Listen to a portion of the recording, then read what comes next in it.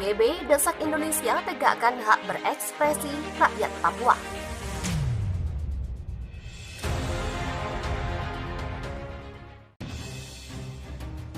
Komisi Tinggi Hak Asasi Manusia (OHCHR) Perserikatan Bangsa-Bangsa atau PBB menyatakan terganggu dengan meningkatnya kekerasan beberapa minggu belakangan ini di Papua dan Papua Barat. Pihaknya terganggu dengan meningkatnya kekerasan selama beberapa minggu dan bulan terakhir ini di Provinsi Papua dan Papua Barat, serta meningkatnya resiko ketegangan dan kekerasan baru. Demikian kata Rafina Syamdasani, juru bicara kantor Dewan HAM PBB dalam pernyataannya yang disampaikan. Dalam satu insiden pada 22 November lalu, misalnya, seorang remaja berusia 17 tahun ditembak mati dan seorang remaja berusia 17 tahun lainnya terluka dalam baku tembak oleh polisi. Mayat ditemukan di Gunung Limbaga, distrik Gome di Papua Barat. Sebelumnya pada September dan Oktober 2020, ada rangkaian pembunuhan yang meresahkan setidaknya 6 individu, termasuk aktivis dan pakar gereja, serta warga non-pribumi. Sedikitnya 2 anggota pasukan keamanan juga tewas dalam bentrokan itu. Menurut Rafina, investigasi yang dilakukan Komisi Nasional Hak Asasi Manusia atau Komnas HAM menemukan seorang pekerja gereja atas nama Pendeta Yeremia Zanambani dari Gereja Injil Protestan mungkin telah dibunuh oleh anggota pasukan keamanan dan bahwa pembunuhannya hanyalah salah satu dari serangkaian kekerasan yang terjadi di seluruh daerah itu sepanjang tahun ini. Pihaknya juga telah menerima banyak laporan tentang penangkapan setidaknya 84 orang, termasuk Wenceslaus Fatuban, seorang pembela hak asasi manusia terkenal dan penasehat hak asasi manusia untuk Majelis Rakyat Papua atau MRP, serta 7 anggota staf MRP ditangkap dan ditahan pada 17 November oleh pihak keamanan di Kabupaten Merauke, Papua. Penangkapan mereka terjadi menjelang konsultasi publik yang diselenggarakan oleh MRP tentang implementasi Undang-Undang Otonomi Khusus di Provinsi Papua dan Papua Barat. Fatuban dan yang lainnya dibebaskan pada 18 November. Pakar hak asasi manusia PBB juga telah berulang kali menyatakan keprihatinan yang serius mengenai intimidasi, pelecehan, pengawasan, dan kriminalisasi terhadap pembela hak asasi manusia untuk menjalankan kebebasan fundamental mereka. Kekerasan dan penangkapan baru-baru ini adalah bagian dari tren yang diamati sejak Desember 2018 lalu, menyusul terbunuhnya 19 orang yang bekerja di Jalan Trans Papua di Kabupaten Duga oleh oknum bersenjata Papua. Ada peningkatan lebih lanjut pada Agustus 2019 ketika protes anti-rasisme dan kekerasan yang meluas meletus di Papua dan di tempat lain setelah penahanan dan perlakuan diskriminatif terhadap mahasiswa Papua di Jawa.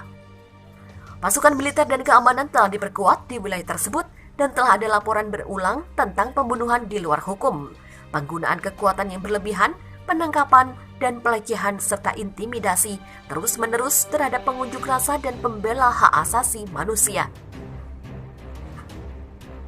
Pihaknya prihatin dengan laporan bahwa aparat bersenjata dan milisi nasionalis terlibat aktif dalam kekerasan. Pihaknya mendesak pemerintah Indonesia untuk menegakkan hak masyarakat atas kebebasan berekspresi, berkumpul secara damai, dan berserikat sejalan dengan kewajiban internasionalnya, terutama menjelang 1 Desember ketika sering terjadi protes, ketegangan, dan penangkapan. Pihaknya juga meminta pihak berwenang untuk melakukan penyelidikan menyeluruh, independen, dan tidak memihak atas semua tindakan kekerasan, khususnya pembunuhan, dan untuk semua pelaku terlepas dari afiliasi mereka untuk dimintai pertanggungjawaban. Pada saat pembahasan yang sedang berlangsung terkait Undang-Undang Otsus, pihaknya juga mendesak semua pihak untuk bekerja sama mencegah kekerasan lebih lanjut. Ada kebutuhan mendesak akan sebuah platform untuk dialog yang bermakna dan inklusif dengan masyarakat Papua dan Papua Barat untuk menangani keluhan ekonomi, sosial, dan politik yang berkepanjangan.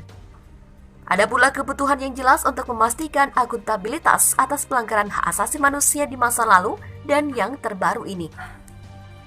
Sementara itu, para pemimpin kemerdekaan Papua Barat telah mendeklarasikan kemerdekaannya dari Indonesia pada 1 Desember 2020. Kemerdekaan tersebut dideklarasikan oleh Gerakan Persatuan Kemerdekaan Papua Barat atau ULMWP di tengah meningkatnya dugaan kekerasan yang terjadi di Papua Barat baru-baru ini dengan membentuk pemerintahan sementara yang baru.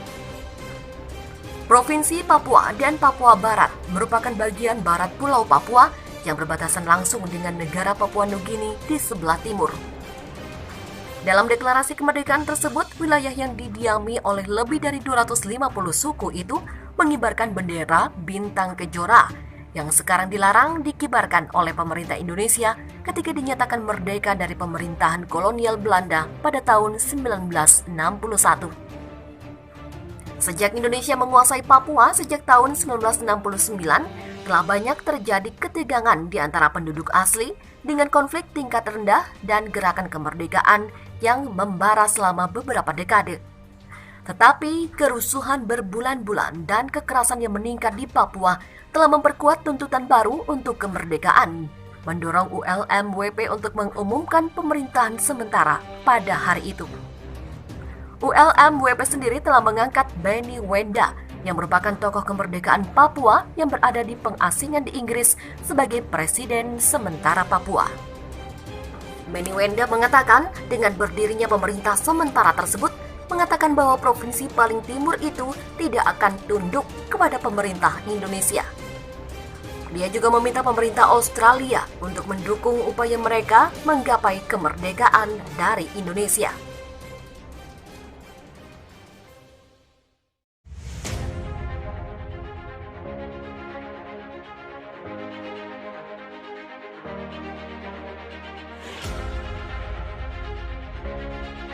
PBB desak Indonesia tegakkan hak berekspresi rakyat Papua.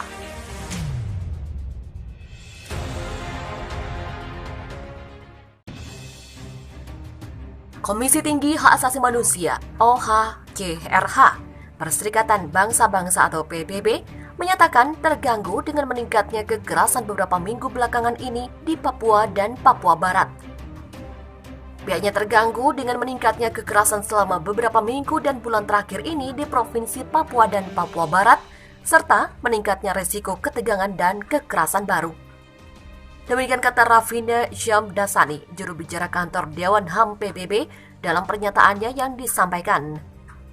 Dalam satu insiden pada 22 November lalu, misalnya, seorang remaja berusia 17 tahun ditembak mati dan seorang remaja berusia 17 tahun lainnya terluka dalam baku tembak oleh polisi. Mayat ditemukan di Gunung Limbaga, distrik Gome di Papua Barat.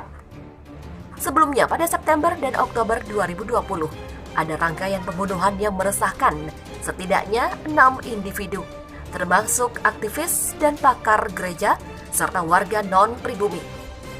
Sedikitnya 2 anggota pasukan keamanan juga tewas dalam bentrokan itu. Menurut Rafina, investigasi yang dilakukan Komisi Nasional Hak Asasi Manusia atau Komnas HAM menemukan seorang pekerja gereja atas nama Pendeta Yeremia Zanambani dari Gereja Injil Protestan. Mungkin telah dibunuh oleh anggota pasukan keamanan dan bahwa pembunuhannya hanyalah salah satu dari serangkaian kekerasan yang terjadi di seluruh daerah itu sepanjang tahun ini. Pihaknya juga telah menerima banyak laporan tentang penangkapan setidaknya 84 orang, termasuk Wenceslaus Fatuban, seorang pembela hak asasi manusia terkenal dan penasehat hak asasi manusia untuk Majelis Rakyat Papua atau MRP, serta 7 anggota staf MRP ditangkap dan ditahan pada 17 November oleh pihak keamanan di Kabupaten Merauke, Papua. Penangkapan mereka terjadi menjelang konsultasi publik yang diselenggarakan oleh MRP tentang implementasi Undang-Undang Otonomi Khusus di Provinsi Papua dan Papua Barat. Fatuban dan yang lainnya dibebaskan pada 18 November. Pakar hak asasi manusia PBB juga telah berulang kali menyatakan keprihatinan yang serius mengenai intimidasi, pelecehan, pengawasan, dan kriminalisasi terhadap pembela hak asasi manusia untuk menjalankan kebebasan fundamental mereka. Kekerasan dan penangkapan baru-baru ini adalah bagian dari tren yang diamati sejak Desember 2018 lalu, menyusul terbunuhnya 19 orang yang bekerja di Jalan Trans Papua di Kabupaten Duga oleh oknum bersenjata Papua. Ada peningkatan lebih lanjut pada Agustus 2019 ketika protes anti-rasisme dan kekerasan yang meluas meletus di Papua dan di tempat lain setelah penahanan dan perlakuan diskriminatif terhadap mahasiswa Papua di Jawa. Pasukan militer dan keamanan telah diperkuat di wilayah tersebut dan telah ada laporan berulang tentang pembunuhan di luar hukum, penggunaan kekuatan yang berlebihan, penangkapan, dan pelecehan serta intimidasi terus-menerus terhadap pengunjuk rasa dan pembela hak asasi manusia. Pihaknya prihatin dengan laporan bahwa aparat bersenjata dan milisi nasionalis terlibat aktif dalam kekerasan. Pihaknya mendesak pemerintah Indonesia untuk menegakkan hak masyarakat atas kebebasan berekspresi, berkumpul secara damai, dan berserikat sejalan dengan kewajiban internasionalnya, terutama menjelang 1 Desember ketika sering terjadi protes, ketegangan, dan penangkapan. Pihaknya juga meminta pihak berwenang untuk melakukan penyelidikan menyeluruh, independen, dan tidak memihak atas semua tindakan kekerasan, khususnya pembunuhan, dan untuk semua pelaku terlepas dari afiliasi mereka untuk dimintai pertanggungjawaban.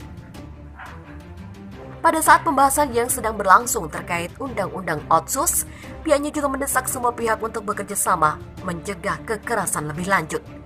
Ada kebutuhan mendesak akan sebuah platform untuk dialog yang bermakna dan inklusif dengan masyarakat Papua dan Papua Barat untuk menangani keluhan ekonomi, sosial, dan politik yang berkepanjangan.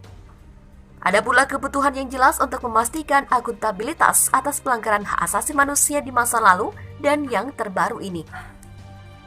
Sementara itu, para pemimpin kemerdekaan Papua Barat telah mendeklarasikan kemerdekaannya dari Indonesia pada 1 Desember 2020. Kemerdekaan tersebut dideklarasikan oleh Gerakan Persatuan Kemerdekaan Papua Barat atau ULMWP di tengah meningkatnya dugaan kekerasan yang terjadi di Papua Barat baru-baru ini dengan membentuk pemerintahan sementara yang baru. Provinsi Papua dan Papua Barat merupakan bagian barat Pulau Papua yang berbatasan langsung dengan negara Papua Nugini di sebelah timur. Dalam deklarasi kemerdekaan tersebut, wilayah yang didiami oleh lebih dari 250 suku itu mengibarkan bendera bintang kejora yang sekarang dilarang dikibarkan oleh pemerintah Indonesia ketika dinyatakan merdeka dari pemerintahan kolonial Belanda pada tahun 1961. Sejak Indonesia menguasai Papua sejak tahun 1969, telah banyak terjadi ketegangan di antara penduduk asli dengan konflik tingkat rendah dan gerakan kemerdekaan yang membara selama beberapa dekade. Tetapi kerusuhan berbulan-bulan dan kekerasan yang meningkat di Papua telah memperkuat tuntutan baru untuk kemerdekaan, mendorong ULMWP untuk mengumumkan pemerintahan sementara pada hari itu. ULMWP sendiri telah mengangkat Benny Wenda yang merupakan tokoh kemerdekaan Papua yang berada di pengasingan di Inggris sebagai Presiden sementara Papua. Benny Wenda mengatakan dengan berdirinya pemerintah sementara tersebut mengatakan bahwa provinsi paling timur itu tidak akan tunduk kepada pemerintah Indonesia. Dia juga meminta pemerintah Australia untuk mendukung upaya mereka menggapai kemerdekaan dari Indonesia.